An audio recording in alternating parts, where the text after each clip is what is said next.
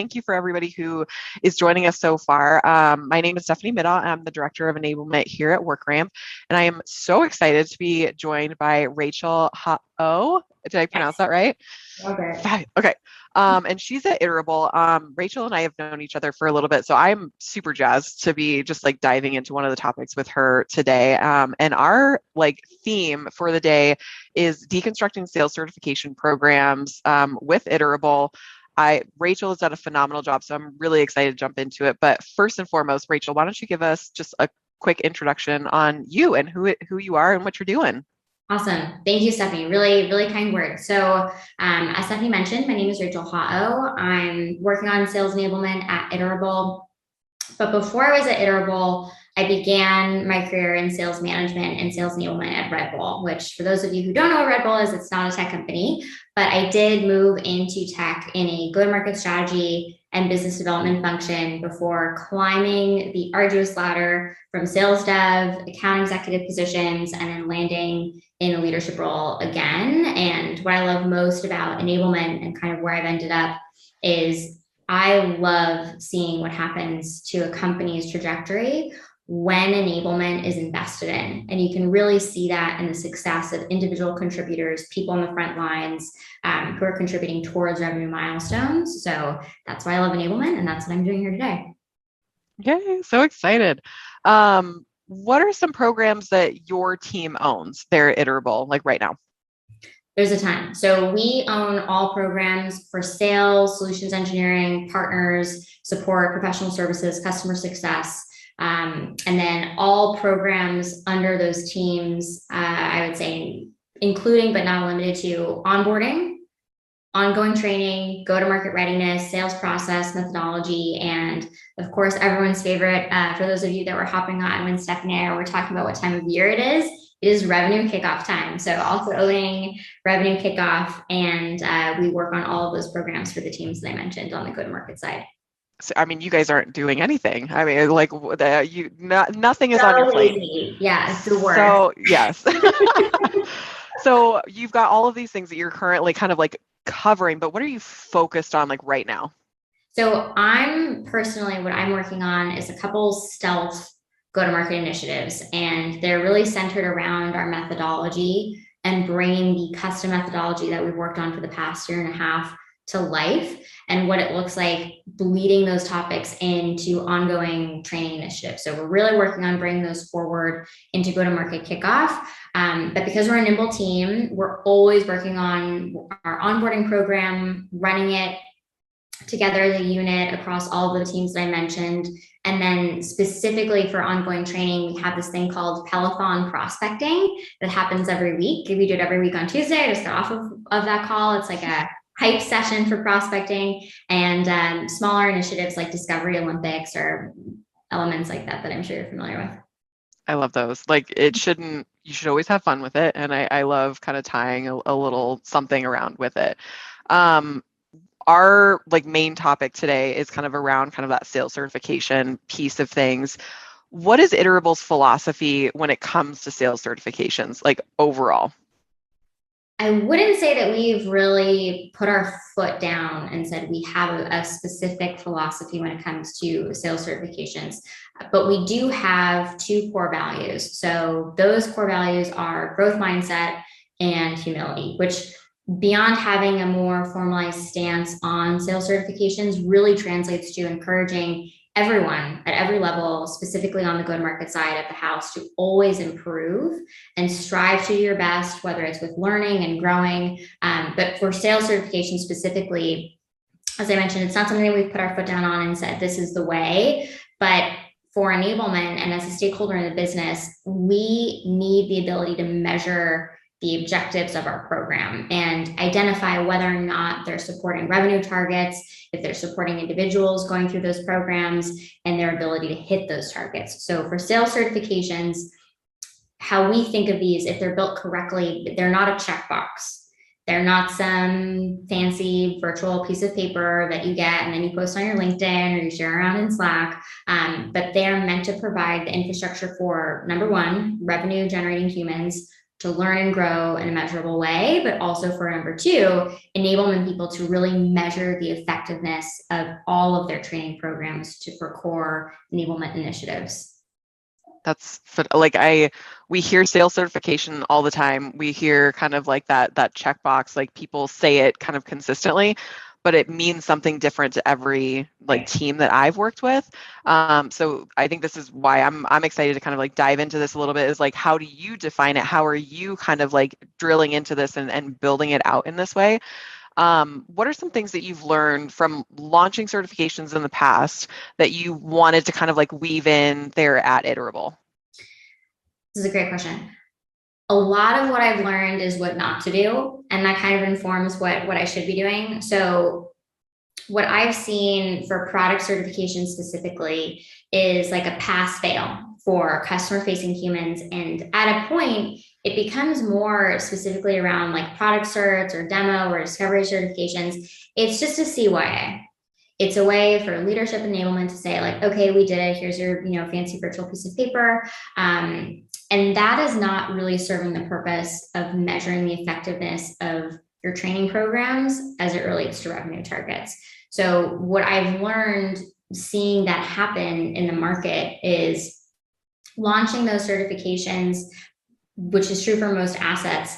You need to be very clear on what your learning objectives are from the very beginning. And I know we're going to dive into this more later, but you need to be clear on your learning objectives and how those tie into your ability to achieve revenue, and how over what period of time you're going to measure your ability to achieve those revenue targets. So when you structure the certification as a measurement tool and less as like a fancy piece of paper that people are getting just to check the box, that's when you're on the path to creating a really solid certification. That point alone is, we should plaster that on billboards like all up and down like the United States, because I think that this is one of the things that I've seen kind of like within the enablement community. I'm sure you've seen it too, is that people are just like, how are we measuring impact? How are we doing this? And it all starts at the beginning. Are you creating a program with measurement in mind and making sure that you have something to tie to? Are you defining the successes? Right. And that's something I harp on consistently, of definition. Make sure everybody's speaking the same language across the board. Right. And we've probably all, for everyone that's on the webinar today, we've probably all heard the like rush leadership ask of, we need to get everybody certified on this new product, or we need to get everybody certified on discovery. My reps don't know how to demo. They really need to learn how to demo. You got to certify them. So actually asking what that means and having that shared vocabulary is the very first step. Absolutely. So I'm excited to try to like, this has been like fantastic kind of like overview. I am most excited about kind of like diving in, because you're going to get into like the weeds and the nitty gritty with like what this actually looks like on how you built it out. So if you're down, let's start walking through your most popular certification path at Iterable, which was a discovery call challenge. And Rachel's going to share her screen, and like we're going to get into the nitty gritty. I'm jazzed for this. Let's do it. Okay, can you see my screen? Yes, if you could maybe like increase the font size just like a little bit, it'd be perfect. Fabulous. That is great. Went a little too far. There we go. Awesome. So for anybody who doesn't know, like this is a WorkRamp certificate or challenge section of our platform. How are you making sure that people are engaged with this type of content and that they're understanding the purpose, or like the why ultimately behind, like, why am I doing this? Why am I spending time off of the phone on the certification? Great question. So for anyone that's been an AE and moved into enablement, or even an SDR, or on the front lines in any capacity, you've definitely been assigned some type of training where you roll your eyes and you're like, what the heck am I even doing this where I know how to do this? So the first thing that you want to do with all learning material, not even WorkRamp challenges alone, is you need to have your learning objectives. You need to have the purpose. You need to be able to state why this matters. And without the solidified objectives, the training is irrelevant. It doesn't matter. So that's step one. All learning objectives in sales eventually translate into how you can set a salesperson, a sales human, up for success by enabling them to generate more revenue. It's like That's what we're all doing here. So your why and your purpose in the challenge, and really for any guide, for any work grant material or training that you're working on, should be included here. It should be the forefront of all of your training material. Why this skill or learning this information is relevant and going to help you be more successful and close more business, and then how you're going to perform that skill in order to become more successful and achieve that objective. That's what needs to go at the very forefront of all training, so that you can understand the why or the purpose behind this. Step 2, all of our content, and we'll get to this in a little bit, or maybe I can even quickly flash, if it's okay with you, flash this folder. So all of the content that we build, whether it's like ongoing training or onboarding content, it builds and it relates back to our sales process and our methodology. So if you go through, let's say, if you can see over here on the left-hand side, we've got week 1, week 2, week 3, week 4, week 5. And if I open up the individual folders, I'm already opening up week 1, you can see all of the guides culminate to become a learning path at the very end.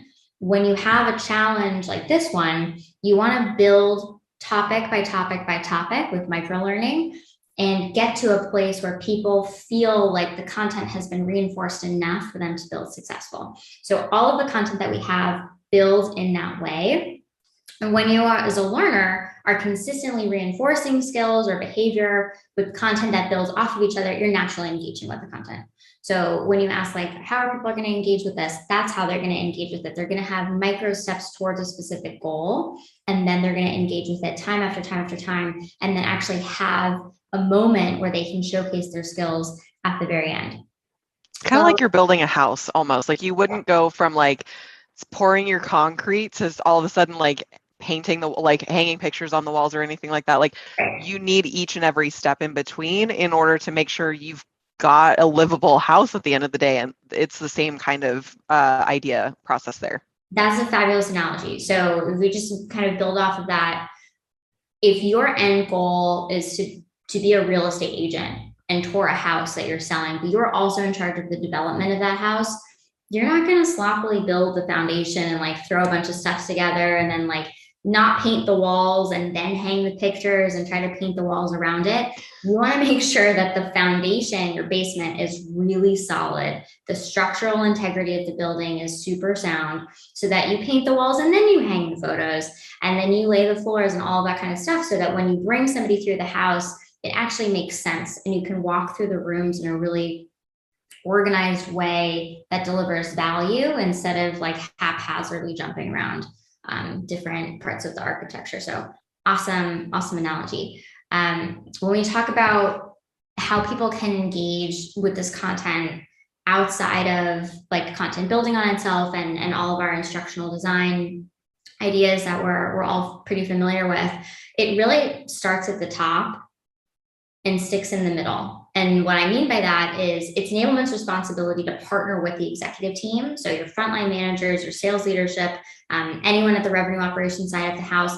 From the very beginning, you need to make sure that the content is going to be relevant for the team. And then as you develop the content, bring people into the fold, bring people into the conversation, give them an opportunity to be a stakeholder in specific examples. So like in the instructions, in the learning objectives, make sure that you have real life examples from people that are going to be using the content or have used the content already successfully. So shout out specific examples. I know you're a big fan of GIFs, Stephanie. I've seen a lot of your GIFs on LinkedIn. Whatever you can do to make this culturally and relevant for their job description is going to be really helpful here, and also will help with engagement.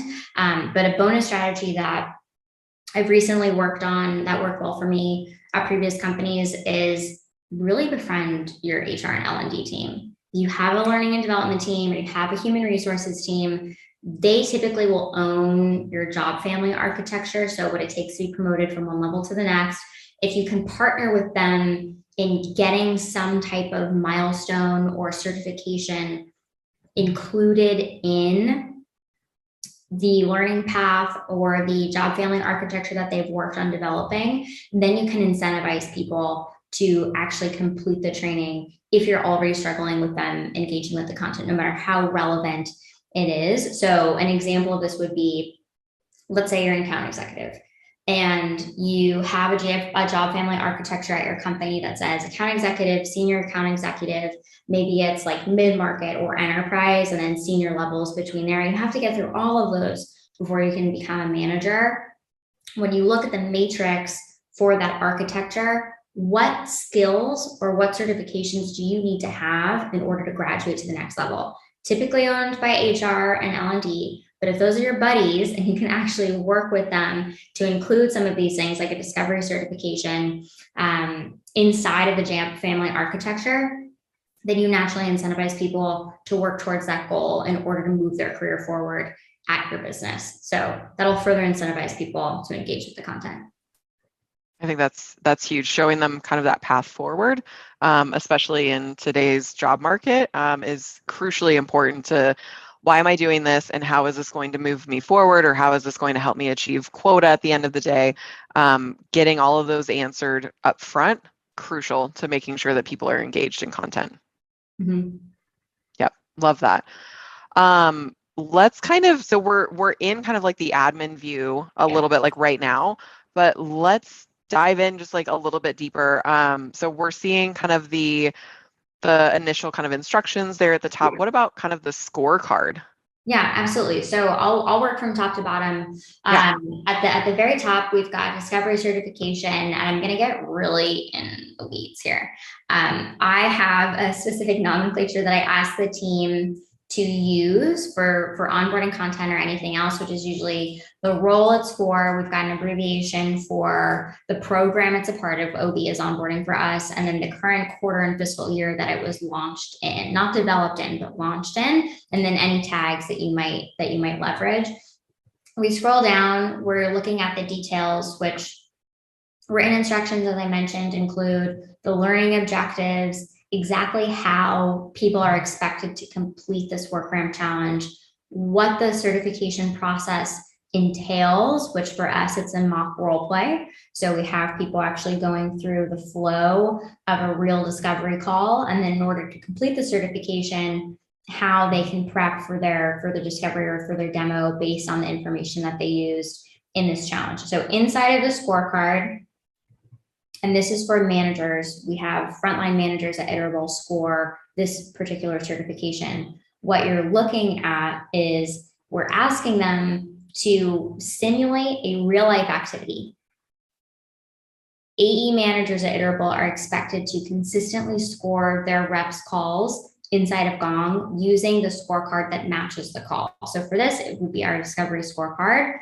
For our new hire, we're going to ask that the AE manager go to their mock discovery call in Gong, use the scorecard, and then answer some questions here in the scorecard around whether or not they're customer ready based on their certification. For them, did they or did they not actually score the call inside of Gong, which is kind of the key piece. And then lastly, we want on the enablement side of the house to have that baseline of that first call and ask that they paste the call inside of here. I can continue on to advanced settings, or we can do a quick Q&A around the scorecard or anything else that I just covered. Yeah, I think two things that I wanted to call out specifically, like one, your use of color, which might seem kind of like a mundane detail to some folks, but honestly, the use of color within, it's a wall of text. There's no getting around it. Like there's a lot of instruction and it's very clear and detailed, but your use of like color in those instructions, just like briefly, like what made you like call that out? Yeah, absolutely. So we're all in a remote world, but we were doing this with color even before the remote environment kicked in. We'll talk a little bit more later on about cognitive load, but when people are going through Google Doc after Google Doc, or maybe Dropbox Doc or Box Doc or whatever it might be, they are reading this like, what is this? This is like sans serif or like Arial. It is the most basic black and white font, and they're reading sheets of text from the moment that they start in the morning to the moment that they stop in the evening. This is not the only thing that they have going on. So when you think about it from their perspective, we need to find a way to activate their brain And it's really about the instructional design methodology. When you think about color, the law of threes, you need to provide difference in the size, font, and color of the content that you're producing in order to help people learn. The way that our brains work is if you put us in a room of like black and white, imagine Escape the Room. If you put us in one of those rooms and everything was black and white, there was no difference in size of any objects or text, it'd be really hard to get out of that room. It would be more helpful if something could grab our attention and was a specific color or a specific size to denote importance and an order in order for us to actually get out of that room. So that's the thought here with the purple and the green, blue, and orange. I love that. The other one I wanted to call out just briefly was the fact that you're using another tool that's part of your tech stack and making sure that you're weaving it into the process. And I think that's something that even I found myself like forgetting is just what is a tool that they should be using in their everyday process, but I'm not training them. I'm training them on the high level, like here's what to do with the tool, but not how to apply it in to like your everyday kind of life.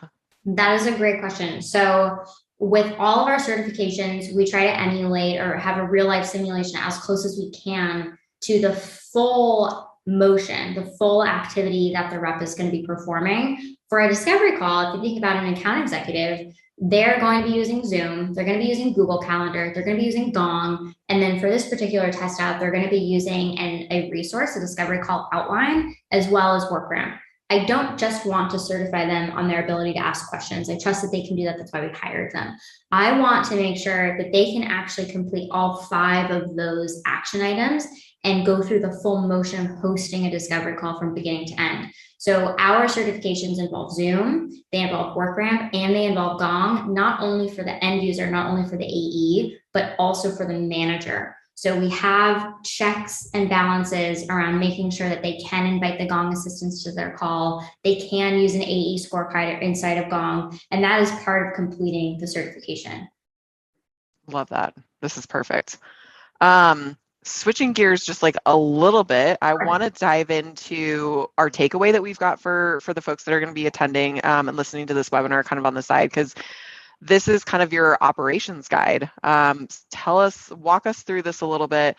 Certifying people is important, but the real important learning happens like kind of after that when it comes to like coaching and everything. Yes. How does this set your teams up for success? This is a great question. So this will be a takeaway for everyone at the end of the webinar. We have stripped down our own Iterable sales operations new hire guide so that everyone can kind of tweak and leverage it after this. But when we go through things like the discovery certification, it's such a small piece of the puzzle. What we really want to make sure that everyone is able to do, not just end users, but also managers, we want to create a multiplier effect across the entire team. And the ability to do that starts with telling people what they need to do and what the expectations are with that. So going back to engagement, having the managers involved in the operations process and taking a closer look at what's required of them is going to be key. So we've built this on our team in order to outline, frequently asked questions, the structure of the program, what onboarding in cohorts looks like, live sessions and WorkRamp, and then actually broken it down into a calendar view for all roles that we support, and what live sessions and WorkRamp material is tied to specific weeks, as well as milestones and certifications. And then a really key piece here that we'll talk about in just a bit, which is engagement, how managers are expected to be involved and what that really looks like. And one of my favorite gifts ever is Eileen from Seinfeld. This is kind of what new hires look like when their managers are not involved in onboarding. They're getting their groove on, they're working it, they're doing okay, but they're not Michael Jackson. They're not busting a move. They're not impressing anybody. No one wants their autograph. So when managers are involved in onboarding, that's what it looks like here. And this guide is really setting the tone for that expectation and what's expected from not only enablement, but the new hire and their manager as well. setting those expectations up front with your frontline managers and your like new hire reps, I think is so critical to like not just like the learning experience, but also the success of the program, the success of your managers and your reps. Like, I mean, everybody, the benefits of this like trickle down to, I mean, literally everybody within the organization. Yes, absolutely. Love that. Yeah, it's the top down, bottom up, and it sticks in the middle. Awesome. Okay. So this will be available to everybody kind of after the call. We'll be sending this out. Let's start touching on something that you just mentioned, engagement. And we're talking about learner engagement, manager engagement, leadership engagement. I mean, those are three buckets like of huge people that we have to kind of focus on. What is it like? How are you thinking about making sure that in this remote environment, everybody is staying engaged within kind of like their lane? It's a great question. And remote is so tough. Remote is so tough. And it's something that I've been thinking about last year since March 2020, when we, put everything on pause and we went to working remote. I'll tell this story and then I'll get into how I'm thinking about this. So when we were in the San Francisco office, we were on Stevenson Street downtown, and all of the new hires would fly into Iterable HQ in San Francisco for about 2 weeks. And they would sit right behind enablement. So I would be sitting here and all of our new hires would be at the empty pod behind me. We'd assign them their training. We had live sessions, a bunch of rah-rah, et cetera. And as they would go through their workround training throughout their day, I would eventually hear something like, I don't really want to do this. I already know how to do discovery. I love those. Okay, everyone knows what I'm talking about. And when we moved into remote, I didn't have that anymore. And I actually missed it because when I would hear that, it's to be expected, like no shade. When people would do that, I could swivel my chair and I could say, where are you stuck? Or reinforce the why and like help people go through it. Or maybe I would just be silent and we'd talk about it in our next live session. But when we moved into the remote world, I don't have that anymore. And so all you see as the enablement person is a ding in your completion percentage, or managers asking why people haven't finished a specific subject matter and why they can't do certain things. So remote is super tough. But when we think about how we're going to tackle this as a team, we think about it in two ways. So engagement is twofold. It's in one really binary sense. People are logging into WorkRamp or they are not. They're doing the training or they are not. Hopefully they do. So if you're thinking about it in that way, it's also engagement as a measure of retention. So not only are they engaging with the content in WorkRamp, they're logging in, they're going through the content, they're finishing their training, but they're retaining it and they're bringing it forward with them in their journey as an employee at your company. So it lives beyond WorkRamp. And that second piece of retention and the living on of the training, that's still engagement. They're engaging with the content. Maybe they're on a discovery call, they go to Guru, they go to WorkRamp, they bring up your discovery call outline and they're using it live in the wild. But that second piece, their ability to retain information has become hugely impacted by a fully remote environment. So what happened scientifically, if you don't mind nerding out with me for just a second, is that when we're watching each other, so like I, Rachel, I'm watching you, Stephanie, watch me, Rachel, and then I'm going to go record something in WorkRamp, and I'm going to watch myself record this recording, and then I'm going to send it to you, and you're going to watch it again. That back and forth, that mental gymnastics actually takes up energy in our brain and depletes something called our cognitive load. So when you do that, when you have your brain literally context switching all day, every day, and making those tiny neurological adjustments, you no longer have the capacity to do that level of gymnastics, and your ability to retain and execute on information suffers immensely. So given that context, how I think about learner and manager and leadership engagement is broken down into two key pieces. So the first one is, does it contribute to revenue? And is it fun? It needs to contribute to revenue. That's kind of what we're all doing here. But are you going to have fun doing it? And I'm going to jump around a little bit, but learner engagement actually starts with leadership engagement.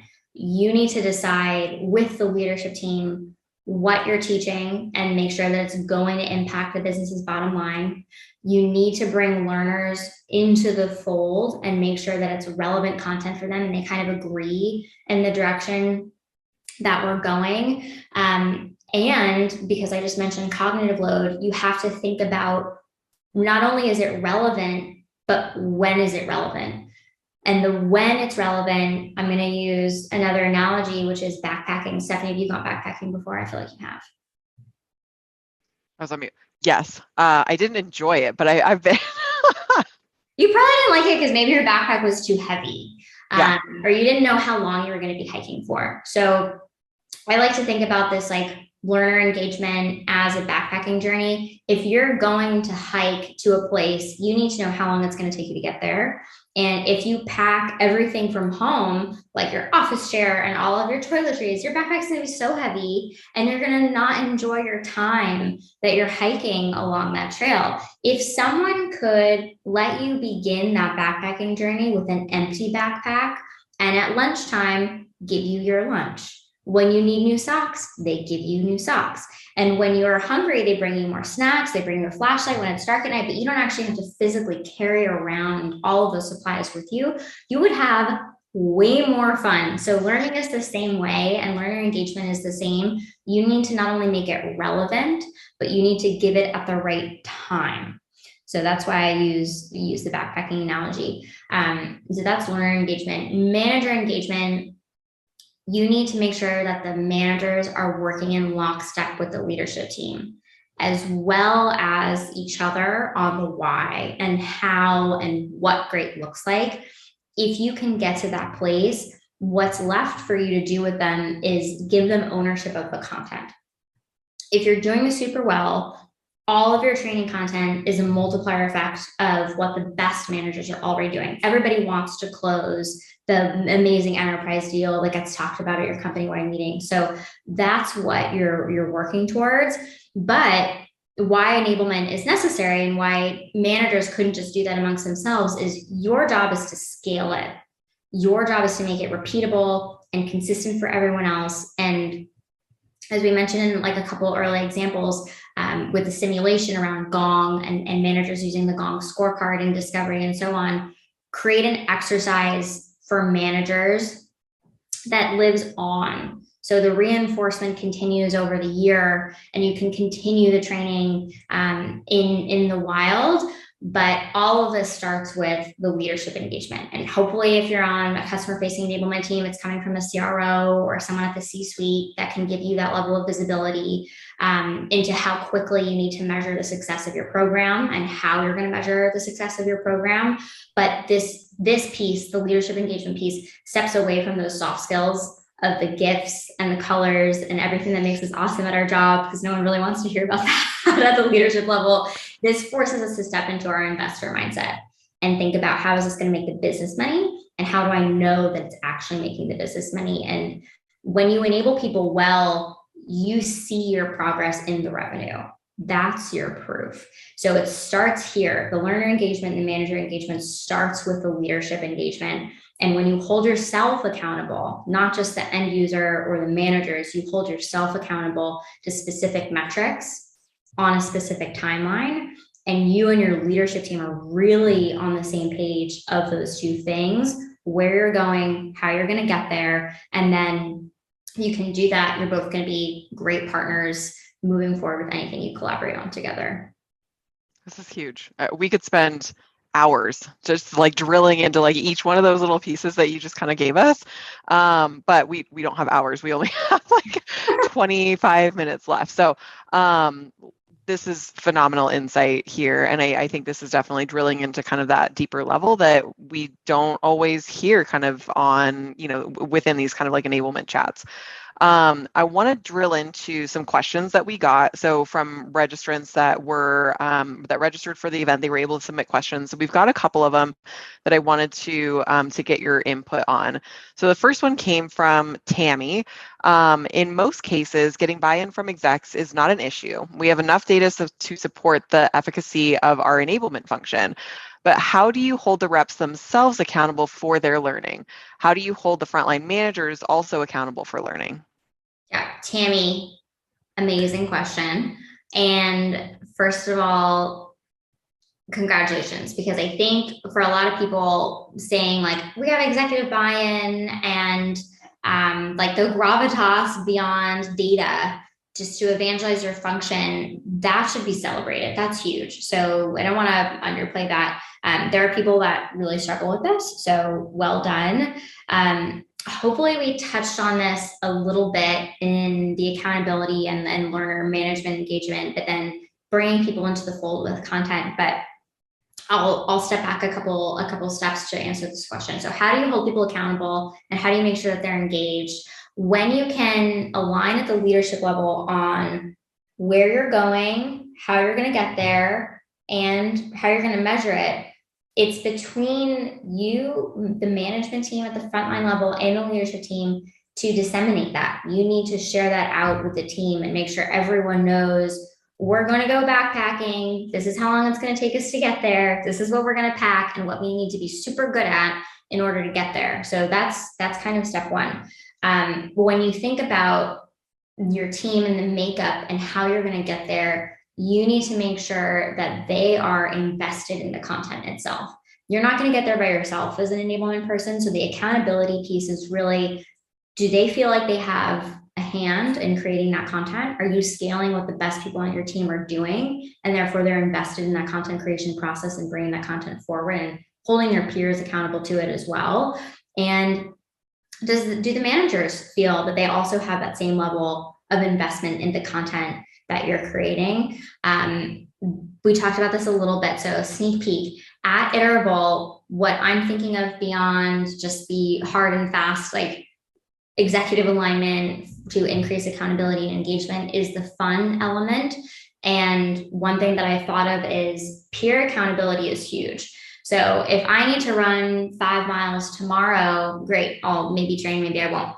If I know that Stephanie and I have to run 5 miles tomorrow and our ability to win like $1 million is dependent on our crossing the finish line together, I'm going to train because I want to win $1 million and I want Stephanie to do well also. So that peer accountability, I think you can get at in a couple ways. What I'm thinking through is like Harry Potter houses.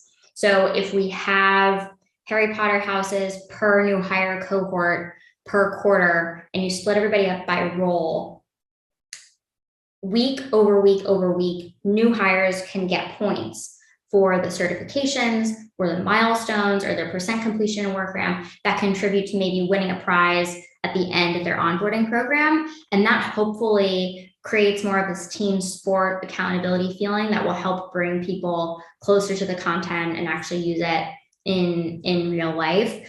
I talked about some of the job family architecture stuff with learning and development in the HR team. That's another way to hold people accountable. For manager accountability, if you have the executive buy-in, which you mentioned you did, and your managers are not being held accountable to that buy-in, it's possible that your executive team and your managers have a little bit of a disconnect. So what we need to do as the glue people in enablement is bring everyone together sooner than you develop the content and actually make sure that the message is getting from point A to point B, and interview them, use some examples of wins on their team, ask them for feedback, ask them to propose types of challenges or certifications or quiz questions or exercise ideas that they want to make sure their AEs or their SDRs or whomever are very good at, and then give them a role in the content rollout. Are they presenters? Are they graders? Can they help with a spiff? And that way they are also invested in the success of their teams and other people around them. You had me at Harry Potter houses. Like I was won over at that point. The next question came from Kim. Any tips on socializing and ensuring the reps complete challenges? Oh, yeah. Kim, hopefully you just heard my Harry Potter example. So beyond fun challenges like Harry Potter, this kind of goes back to the leadership and manager engagement. Are the managers bought in? Do they know why they should be brought in? Why you're bringing them in? And are they able to have certain conversations with the leadership team around that? So if yes, bring them in to your socialization strategy for rep completion. In all of our challenge launches, like I just went through and you saw Gong as a simulation for managers to get in the weeds with and ensure rep completion for onboarding.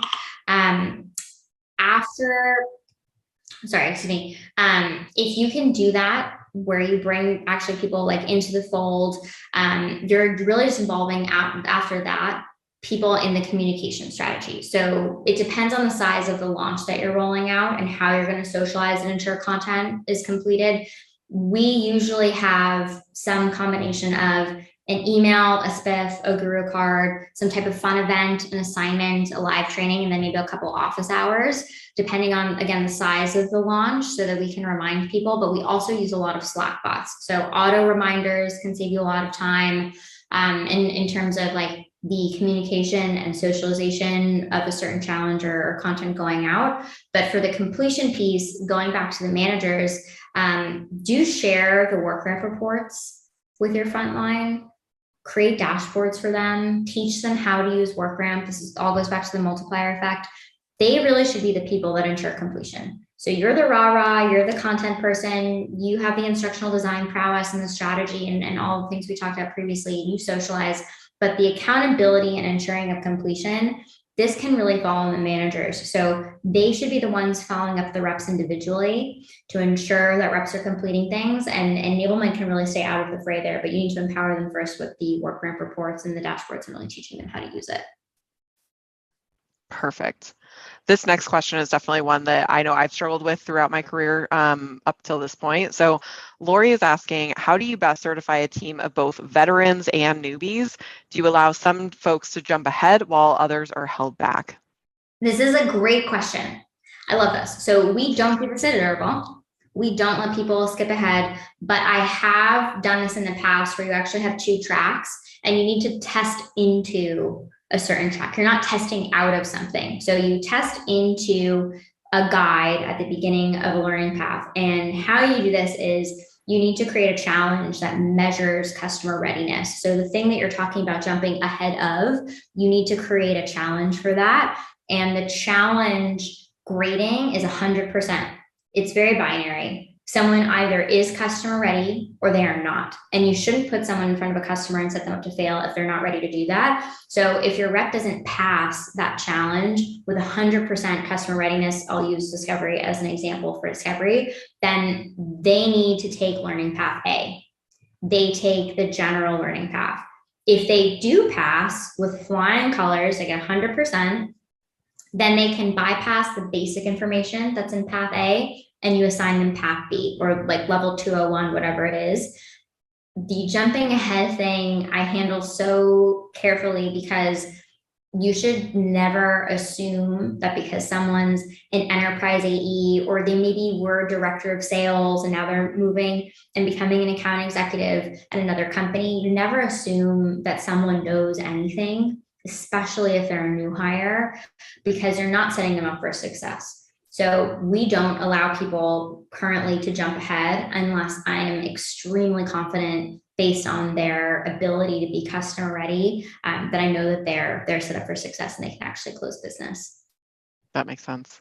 We had a couple other questions come in, but for the sake of time, I want to make sure that we kind of stay on track. So I'll have Rachel I'll have you kind of include those maybe in the follow-up afterwards for your answers for those. So let's kind of recap just a little bit here. For people who might be building their first certification paths, what is like absolutely needs to be included for something like that? What absolutely needs to be included is support guides. So I think we walked through this a little bit when I was sharing my screen. I can share my screen just to recap. We don't just assign challenges, we don't just assign certifications, and that's kind of it. So if you can see here on the left-hand side, 1, 2, 3, 4, 5, 6, 7, 8, why your company? Why you? Iterable sales process. Why Iterable? Why you now? All of these guides actually contribute as prerequisites to the certification at the very end. You must include something like this. Otherwise, you're just kind of checking the box. It doesn't have to be 8, maybe it's 2 or 3. But examples of great from managers on the team inside of those guides, or even inside of the challenge or the certification paths, are going to be hugely helpful. This goes to manager and learner engagement. The learning objectives, the instructions, and the simulations. If you haven't read Design How People Learn, highly recommend reading that book, incorporating those elements into your certifications, and then everybody loves a good gift. Whatever your cultural flavor of the month is, ours was Baby Yoda for a while. Get that in there, have fun with it, have a theme. Any shout outs you can do, definitely include those, must have. Awesome. And what should we be watching out for when creating these certification paths? Skipping ahead, nobody likes to do a certification. So people are going to come in and say like, a discovery certification, and they're going to try to take it. We don't lock things at Iterable. You could lock them. We don't lock them. They're going to read a couple things and they're going to skip ahead. And when they get there, some certifications assume that people were very good about the learning path and that they know everything. They went through it very diligently, and now they're able to like actually test out and get certified. So never assume, your search should never assume that people are able to do or reference or know to go back to certain information that's happened earlier on in their path. So watch out for that. Watch out for yourself. I know in enablement, we become very, very comfy cozy with our content, and then we kind of forget what people don't know. Avoid that pitfall and actually bring it forward. And then the second thing that I would say is the very beginning of this webinar, we talked about like, why do we do certifications? Don't certify just to certify. You will be asked in your career as an enablement person, can you please build my reps a certification on blank? Ask them why, how it relates to revenue, how it relates to the business, what you're measuring over what time. Take that investor mindset and really challenge why you need the certification, because if you don't, you're essentially selling someone a shovel when what they wanted is privacy. So I can get into this analogy a little bit more later, but when you go to Home Depot, you want to build a fence, you ask them for a shovel to dig holes to build a fence. Do you want a fence? Do you want a shovel? No, you want privacy. You want people not to be able to see into your own property. So certifications can often become the shovel in that analogy, and you don't want to sell people a shovel. You want to make sure that you actually know what you're certifying on and why. That alone is huge to kind of drill down into the larger piece, because you've probably seen it. I know I've seen it in the past where a leader will ask for something and all of a sudden, like, you just kind of like, okay, I'll just like get this done really quickly. And then all of a sudden the problem is still there, but it bubbles up in a different way somewhere else. So I've definitely learned that in my career is ask the questions, and you can apologize in advance a little bit and make a joke out of it. Like, I'm going to ask you a couple of very annoying questions, but it's to kind of like get to that root of the problem, because if you don't pull the root out, then it's going to come up somewhere else in some other kind of way and cost you double the time instead of just solving it the right way the first time. Exactly. And that costs revenue. So wherever you can tie it back to the company's goals and your objectives and say, we're all on the same team. We want to hit 300 million ARR as quickly as we can. I'm not going to ask people to take time off the floor to certify them on something unless we can prove it's going to help them get there as quickly as possible. So what is the purpose behind the certification, and what are we really trying to teach them, and what is the goal of this? And I think it ends up building trust with your team, with your frontline managers. At the end of the day, they know that you're not just going to assign them some willy-nilly kind of training.